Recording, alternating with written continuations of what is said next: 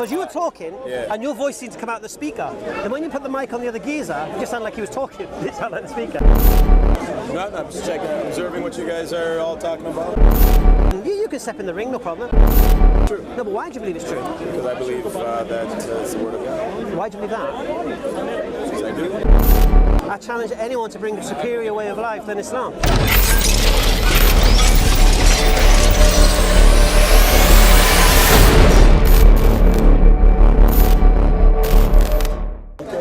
Preaching man with that mic. Yeah, that's me. It looked to me though, you're switching the mic off when you put it on the other geezer, but that might just be me and you have a loud voice.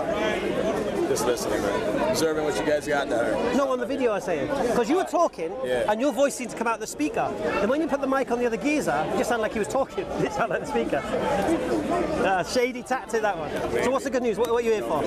No, I'm just checking, observing what you guys are all talking about. I was challenging the... you can step in the ring, no problem. We were discussing the Gospel of Matthew and whether the author of the Gospel can be relied upon. And if the author of the Gospel is found to be a liar or mistaken, then it can't be relied upon, nor can it be the inspiration from the Holy Spirit, because the Holy Spirit wouldn't lie. Would you agree with that? So we were discussing it and we got to a little bit of a stalemate. Maybe you can elaborate a little bit more. This is Hamza's. Yeah, very soon. I'm going to observe first and see. Well, let me just leave you with the question if you don't mind. Okay. How do you understand the prophecy about the sign of Jonah and the 3 days and the 3 nights? How do you understand that? Where the maths doesn't add up to what Jesus apparently prophesies. How do you feel that well, we came to the conclusion we've got 3 days and 2 nights. We can't find 3 nights. Okay. And because Jesus was quite specific with the 3 days and 3 nights, we have to question, was this prophecy actually said? Then when we look at the reaction of the disciples when the women came after the tomb and they weren't acting in a way that they were awaiting this. So my question would be, why do you believe, how do you reconcile this? Yeah. Well, I believe it. I know you believe it, but that doesn't mean it's true. I know. But why do you believe it's true? No, but why do you believe it's true? Because I believe that it's the word of God. Why do you believe that? Because I do. No, you don't just believe Why it. you believe in the Quran, man? Well, no. And the other thing we said when we discussed this issue as well is don't mention the Quran or Islam. The reason being, they don't help you understanding your own Gospels. And it's just a red herring. Sure. All right? And I said to the other Christian I was speaking to, just imagine I'm an agnostic. Okay? I'm not a Muslim. I don't have the Quran to stand on. I'm not professing anything. I've not no preconceived ideas.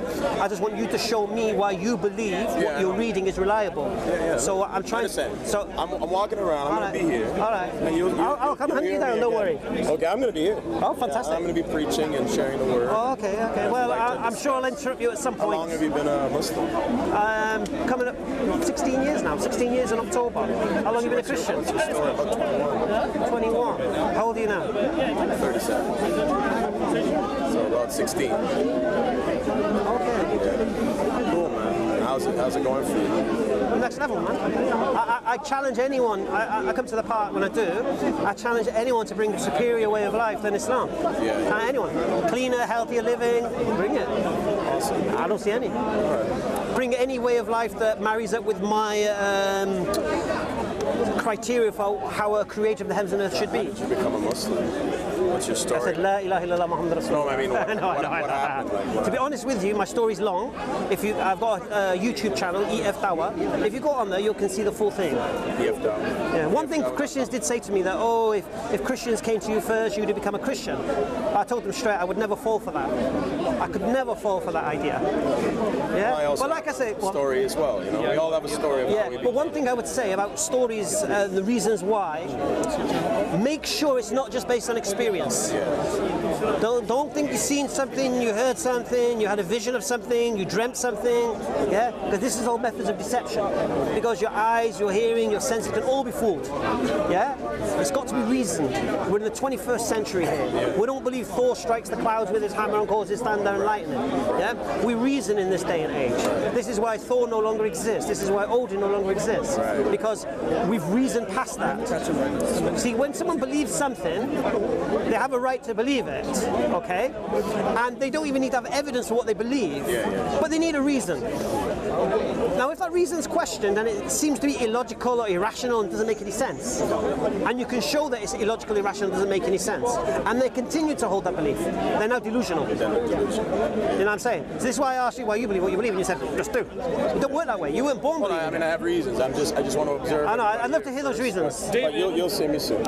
David, when you're in Toronto, we know each other from Toronto. When you're in Toronto, he's a pastor from Toronto. Oh, fantastic. Following me all around. He wants to debate. No. When you're in Toronto on Dundas Square preaching against Islam and Muslims on the megaphone, he does this every week. I've seen it on YouTube. Yeah, please cut to the chase and ask him the questions that you have about Islam and Muslims. What are the things you preach about? What are the things you preach about in Toronto? No, I don't have questions. You don't have any. What are your comments about Islam?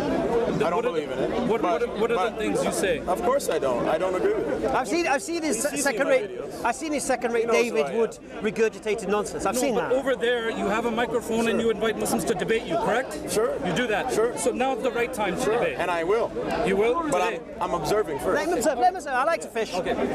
Do you want to debate me? Thank you. Me, I'm not qualified. I'm not qualified to debate. That's why I'm saying this is the. I'm not qualified to have a debate. I'm not a debater. For you now. All right. I'll be back, man. Yeah, inshallah. I look forward to interrupting one of your debates. Sure.